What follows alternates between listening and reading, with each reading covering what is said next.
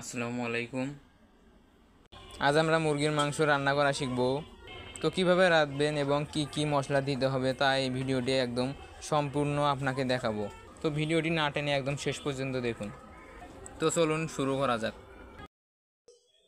প্রথমে মুরগি কিনে এনে এইভাবে কেটে নেবেন, ছোটো ছোটো করে এইভাবে কেটে নেবেন, ঠিক আছে। কেটে নেওয়ার পর এটাকে ধুয়ে নেবেন ভালো করে। তো আমরা এটাকে ধুয়ে নিয়েছি। এরপর এখানে পেঁয়াজ এবং আদার পাতা এবং রসুন দিয়ে পিষে নেবেন। এখানে আদার পাতার বদলে আপনি আদাও দিতে পারেন, আপনার যেটা আছে সেটা দিবেন। এরপর আপনি শুটমরিচ এভাবে কেটে নেবেন, তারপর কিছুক্ষণ পানিতে ভিজিয়ে রাখবেন।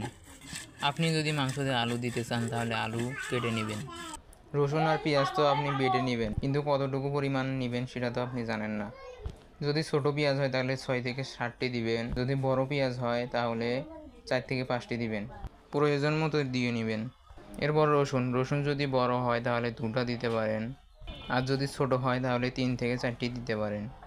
আপনার কাছে যদি আদা না থাকে তাহলে আপনার বাড়ির আশেপাশে যদি আদার গাছ থাকে তাহলে আপনি আদার বদলে এই আদার পাতাগুলো ব্যবহার করতে পারবেন।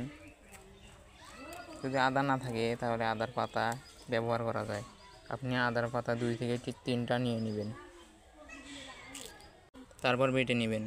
এরপর শুটমরিচগুলো যেগুলো ভিজিয়ে রেখেছিলাম সেগুলো বেটে নেবেন। এরপর আপনি গ্যাসে বা চুলায় কড়াই বসিয়ে নেবেন। তারপর এখানে কিছু পরিমাণ তেল দিয়ে নেবেন, তারপর আলুগুলো এইভাবে ভেজে নেবেন।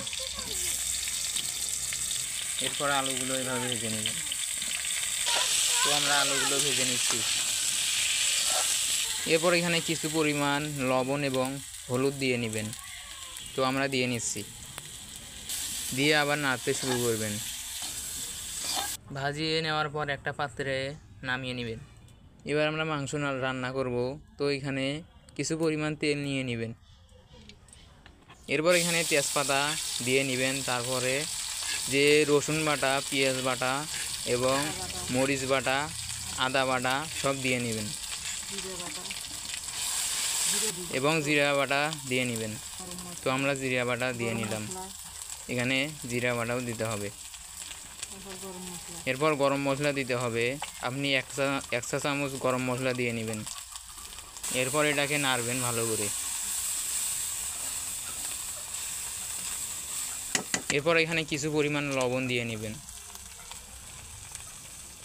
আপনি 3 চা চামচ লবণ দিতে পারেন।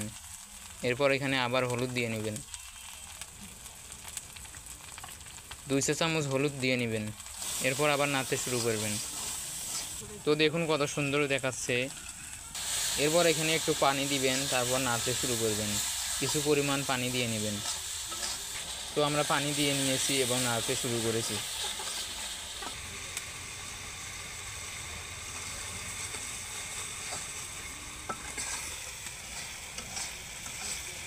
কিছুক্ষণ পর দেখুন কালারটা ঠিক এরকম দেখাবে। এরপর এখানে মাংস দিয়ে নেবেন। তো আমরা মাংস দিয়ে নিচ্ছি। দেওয়ার পরে এটাকে নাড়তে শুরু করবেন, এভাবে নেড়ে নেবেন। তো মাংস এইভাবে নাড়তে নাড়তে একটু ভাজা ভাজা করে নেবেন।